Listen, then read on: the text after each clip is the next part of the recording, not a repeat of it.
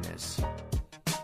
We quickly saw that LeBron would not be the lone voice to stand against Ingram, not by a long shot. Kevin Durant called her racist and ignorant. Dwayne Wade tweeted, "They used to try to hide it. Now the president has given everyone the courage to live their truths." Players Union Executive Director Michelle Roberts said, "Between LeBron's 40 million followers and Kevin Durant's 17 million followers on Twitter, Laura Ingraham has now introduced herself as intolerant and narrow-minded to 57 million people around the world. We stand with our players." Damn. That damn was from me, not Michelle Roberts. Even Commissioner Adam Silver, unprovoked, started his State of the NBA press conference by speaking in support of politically vocal players against these kinds of attacks. And this is just the tip of the iceberg. Faster than you could say, Roger Ailes was a serial sexual predator who built Fox News on a foundation of lies, "We will not shut up and dribble" was trending worldwide. What seems to have upset her the most is not the uniform charges of racism, but the sentiment expressed by Charles Barkley, which was, "LeBron James is LeBron James. Who's Laura Ingraham?" The avalanche of response actually put Ingraham on the defensive, compelling her to both invite James onto her show to discuss and make the following backpedaling statement. "There was no racial intent in my remarks. False defamatory charges of racism are a transparent attempt to immunize entertainment and sports elites from scrutiny and criticism," end quote.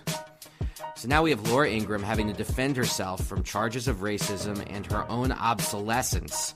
And once again, LeBron has proven many of our conventional wisdoms to be simply wrong. When LeBron started, his goal of being a new template, the socially conscious mogul, was something I didn't think was possible, simply because it had never been done.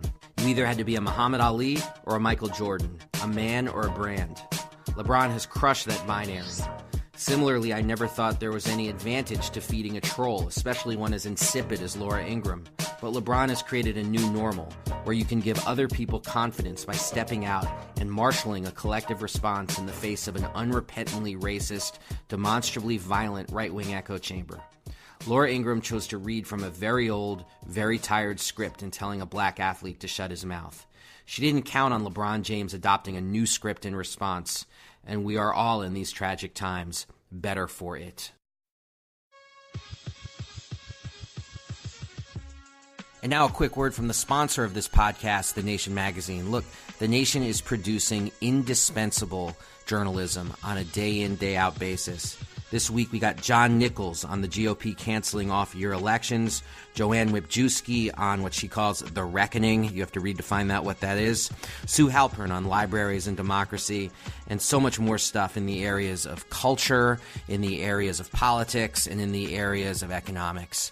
This is what The Nation is. It is absolutely indispensable. Go to thenation.com/subscribe, and please remember, when you support The Nation magazine, you support the continued existence of this podcast. And now, back to the show.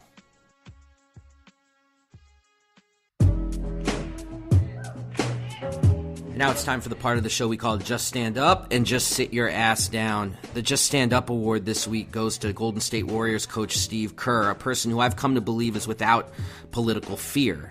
Maybe it's because of his background of being the son of Dr. Malcolm Kerr, who was a pioneer in the field of Middle East studies and was assassinated in 1984 when president of the American University in Beirut.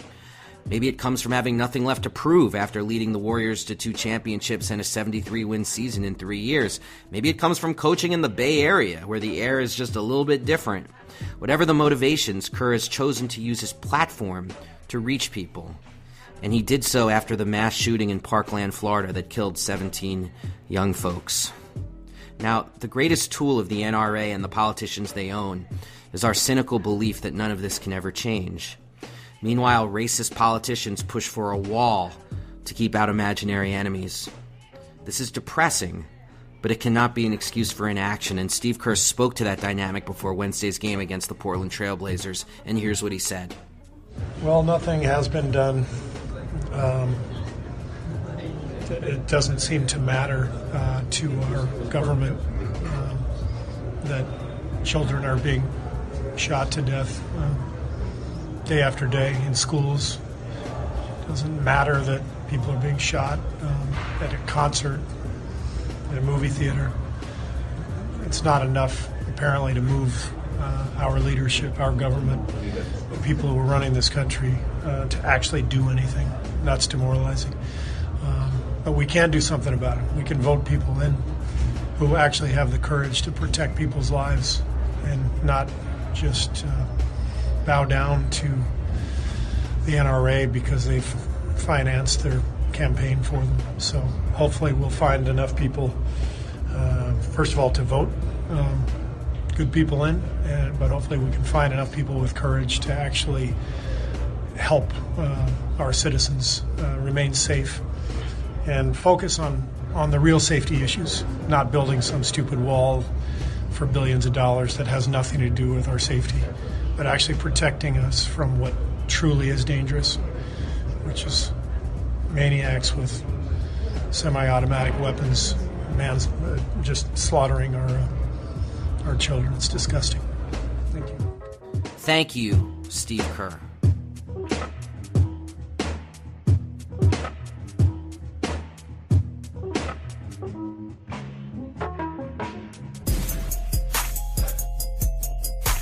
The Just Sit Your Ass Down Award. Sit your ass down! Goes to the racist hockey fans in Chicago who yelled racial slurs at Devontae Smith-Pelly of the Washington Capitals.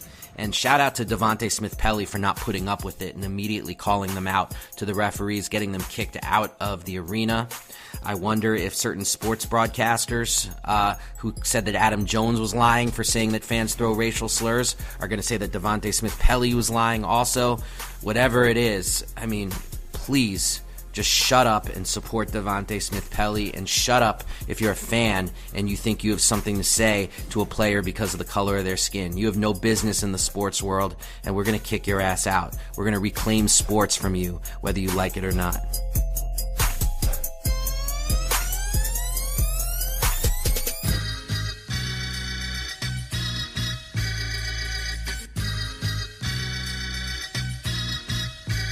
Now it's time for the part of the show that I call Kaepernick Watch, where we talk about the latest with Collin Kaepernick. This is a short one, and it just comes from the heart and just something I wanted to share.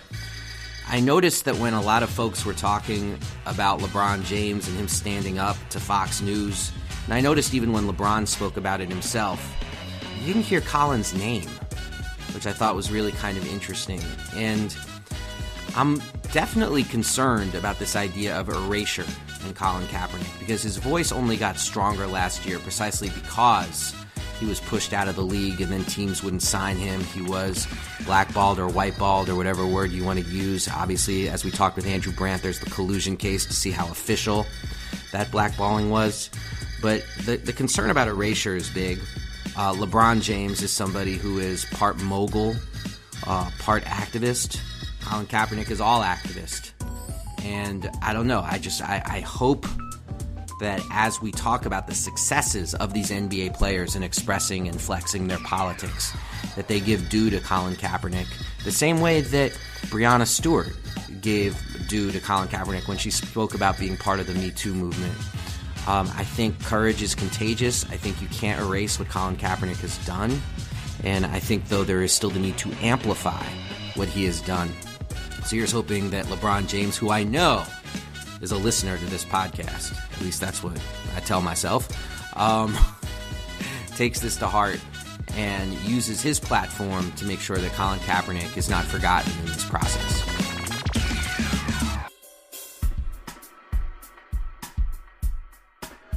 Well, that's all for this week's episode of the Edge of Sports podcast. Thank you so much to Andrew Brandt. Thank you so much to my producer, David Tigaboo, flying solo this week. If folks want to support the podcast, remember, you can always go to patreon.com/edgeofsportspod. Every bit helps. And this week, we are going to have a special iteration of Chronicles on the Edge, where I talk about how I met John Carlos, 1968 Olympian. It's a great story.